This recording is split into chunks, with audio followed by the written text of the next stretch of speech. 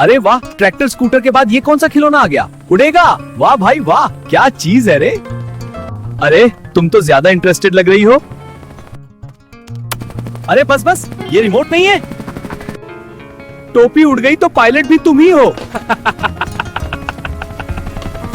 लगता है लाइसेंस पहले से बना हुआ है। लैंडिंग यहीं करना, गांव एयरपोर्ट इधर है। आज फार्म में एयर शो चल रहा है। ये कौन सा खिलौना आ गया? पायलट गाय और डिजी में। वाह, फुल ट्रेन्ड हेलीकॉप्टर पायलट। अगली बार गाय स्पेसशिप उड़ाएगी।